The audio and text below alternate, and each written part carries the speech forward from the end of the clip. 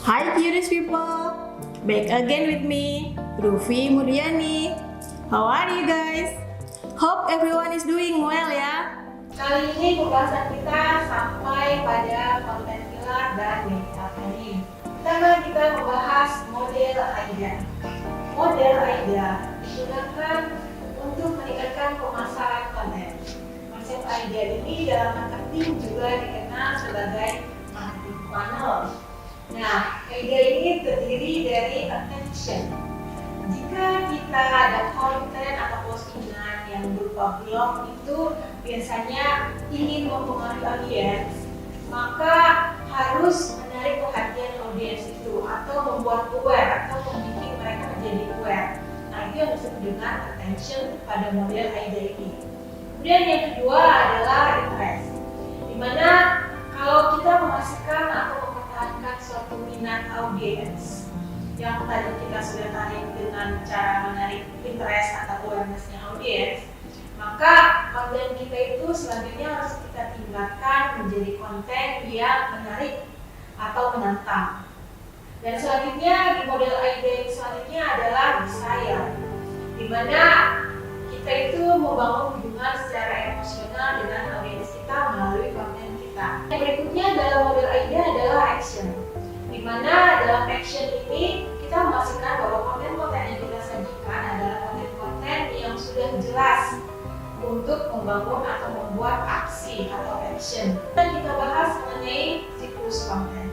Dalam marketing, tujuan dari campaign yang dilakukan konten itu adalah tentunya untuk mendukung bisnis kita, mendukung kemajuan dan juga mendukung performa penjualan atau pemasaran produk kita. Nah, dalam hal ini maka ada suatu hal yang perlu disusun, yaitu konten life cycle. Di mana konten life cycle ini atau siklus konten ini adalah terdiri dari beberapa level atau beberapa tahapan. Yang pertama adalah top of funnel atau TOFU. Kemudian di bawahnya ada middle of funnel atau MOFU, dan juga di bawahnya ada bottom of funnel atau MOFU. Nah, selanjutnya bagaimana sih menerapkan TOFU, MOFU, dan MOFU yang baik dan benar melalui konten kita?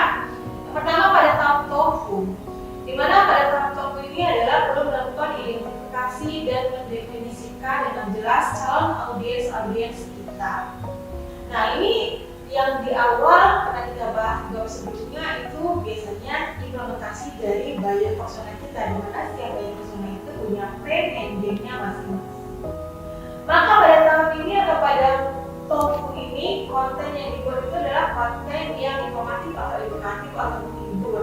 Nah, biasanya konten-konten seperti ini adalah konten-konten yang berupa video ataupun infografis. Jadi sehingga bisa membuat orang itu merasa nyaman menyimak atau menonton konten kita.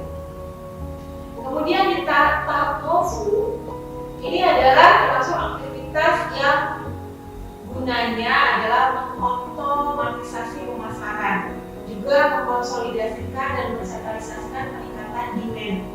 Nah, pada tahap ini kita melanjutkan langkah-langkah yang tadi sudah kita tempuh pada tahap TOFU, kita lanjutkan pada tahap MOFU, di mana biasanya itu fokusnya adalah membangun hubungan personal secara emosional antara brand kita atau konten-konten yang menjual brand kita dengan audiens kita atau calon pelanggan kita. Nah, selanjutnya adalah tahap BOFU atau bottom of funnel, di mana tahap ini sudah pada tahap di mana konten kita itu mengarah pada kebijakan orang untuk mengkonversi atau melakukan action dari yang tadi sudah mengambil keputusan dan di action dengan melakukan pembelian atau konversi.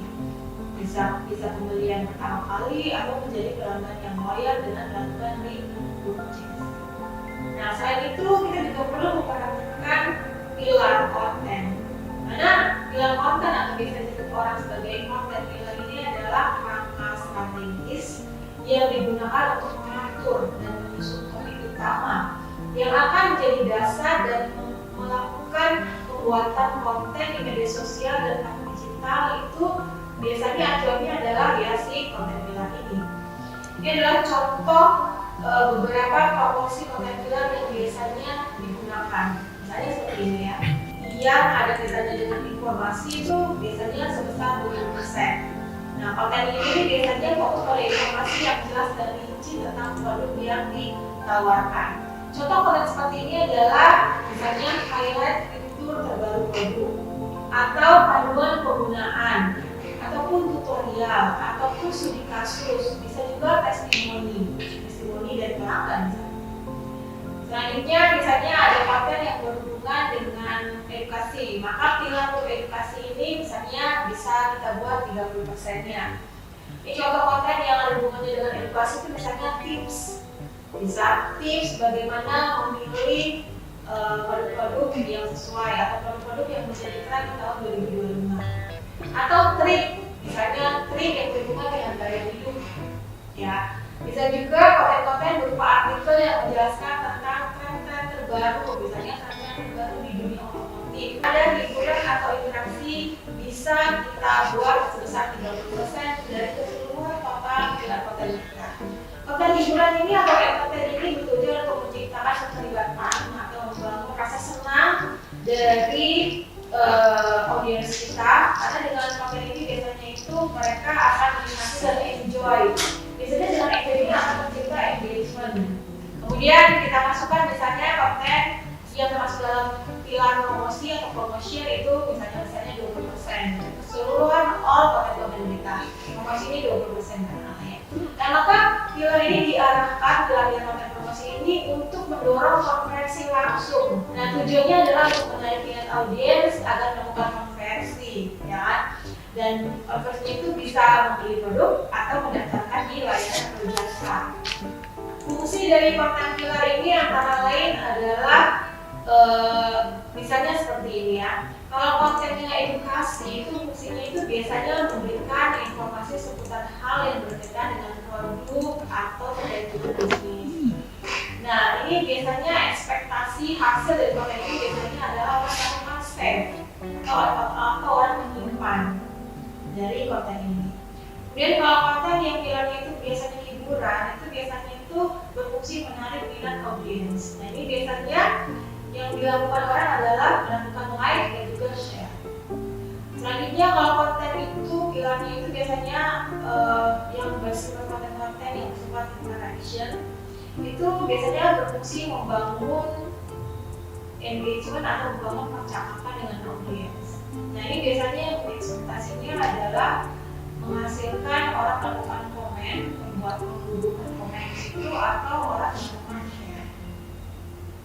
Nah, selain itu adalah konten yang sifatnya informasi produk. Nah, ini fungsinya biasanya menunjukkan keunikan produk atau membuat audiens penasaran atau membuat audiens tertarik. Jadi biasanya orang melakukan like, melakukan share, atau orang melakukan visit. Yang selanjutnya adalah konten-konten yang bersifat promotion atau promosi. Nah, ini fungsinya biasanya menarik pembeli atau memboosting penjualan. Nah, ini biasanya adalah yang dihasilkan klik ataupun visit. Nah, selanjutnya kita bahas tentang content planning. Dan content planning ini berkaitan juga dengan sosial media content calendar. Nah, di mana content calendar itu biasanya memang erat dengan content planning. Namun content planning biasanya memang disusul lebih dulu dari kontennya itu sendiri, sehingga disusun penjadwalannya baru dibuat kontennya atau dieksekusi kontennya. Nah, ini biasanya semua postingan-postingan yang ada atau konten-konten yang ada di semua platform digital itu biasanya disusun atau diplanning atau direncanakan, di scheduling, dan itu sudah diatur formatnya sehingga menyesuaikan dengan hari dan jamnya akan dibuat kapan, baru kemudian konten itu dibuat. Nah, dengan membuat dan penyusunan konten planning atau konten scheduling ini, begitu juga konten kalender, maka ini akan memudahkan bagi pelaku pemasaran digital ini untuk memposting atau mempublikasikan konten-konten yang sudah disiapkan sebelumnya.